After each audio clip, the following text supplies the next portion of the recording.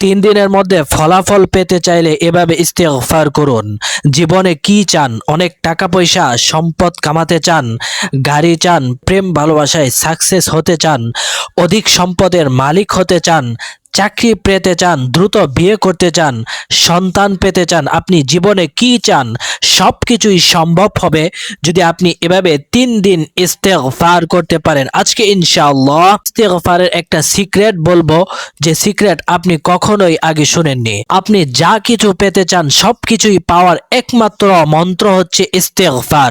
ভিডিওটি এজন্যই অনেক গুরুত্বপূর্ণ। আপনি কি আমল করতে করতে জীবন শেষ করে ফেলেছেন কিন্তু কোনো আমলের ফলাফল আপনি দেখতে পাচ্ছেন না? তাহলে এই ভিডিওটি আপনার জন্য।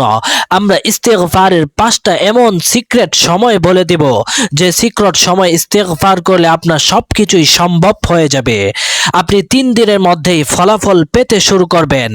1 নাম্বার হচ্ছে ফজরের 1 ঘন্টা আগে উঠে আপনি ইস্তেগফার করতে থাকবেন। ঘুম থেকে উঠে ওযু করে আপনি ভেতরের নামাজ পড়ে 1 ঘন্টা সময় বসবেন এবং এই 1 ঘন্টা সময়ে 3000 বার ইস্তেগফার করবেন।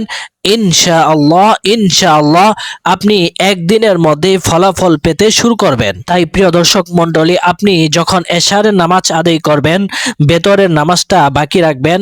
ভেতরের নামাজটা আপনি সেই শেষ রাতে ফজর 1 ঘন্টা আগে, এরপর আপনি ইস্তেগফার পড়বেন। আর ইস্তেগফার সম্পর্কে পবিত্র হাদিস শরীফে, বুখারী এবং মুসলিম শরীফে এর অনেক ফজিলত বর্ণিত হয়েছে। নবীজি সাল্লাল্লাহু আলাইহি ওয়াসাল্লামের একটা হাদিস রয়েছে, আন আবি হুরায়রা রাদিয়াল্লাহু আনহু قال قال رسول الله صلى الله عليه وسلم والله إني لأستغفر الله 70 مرة أو 100 مرة أو أكثر والله إني لأستغفر الله كل يوم 100 مرة أو أكثر أو كما قال عليه الصلاة والسلام। নবীজি তিনি নিষ্পাপ মাসুম ছিলেন, অথচ নিষ্পাপ এবং মাসুম থাকা সত্ত্বেও তিনি প্রতিদিন 70 বারের চাইতেও বেশি, কোন কোন রিওয়ায়াতে 100 বার বা তার থেকেও বেশি ইস্তেগফার করেছেন। তিনার কোনো গুনাহ ছিল না, তিনি একদম নিষ্পাপ মাসুম থাকা সত্ত্বেও আমাদের নবীজি যদি দৈনিক 100 বার বা তার থেকেও বেশি ইস্তেগফার করতে পারেন, তাহলে আমি আপনি কেন ইস্তেগফার করতে পারবো না? দ্বিতীয় যে সময়টার কথা বলবো সেটা হচ্ছে ফজরের নামাজ যখন আপনি শেষ করবেন তখন 1 ঘন্টা সময় বসবেন এবং এই 1 ঘন্টা সময়ের মধ্যে 3000 বার আবারও ইস্তেগফার করবেন। তৃতীয় সময়টা হচ্ছে যখন আপনি ফজরের নামাজের পর ইস্তেগফার পড়া শেষ করলেন, এভাবে আপনার সারা দিনের কাজ শেষ করে তাড়াতাড়ি আপনি জোহরের নামাজের জন্য প্রস্তুত হয়ে যাবেন।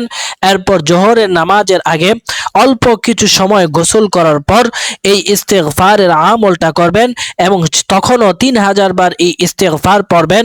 চতুর্থ সময় হচ্ছে আসরের নামাজের পর যখন সূর্যাস্ত হয়ে যাবে, সূর্যাস্তের আগে আপনি ইস্তেগফার পড়বেন, কারণ এই সময়টা আল্লাহ তাআলার কাছে অনেক দামি এবং প্রিয় একটি সময়।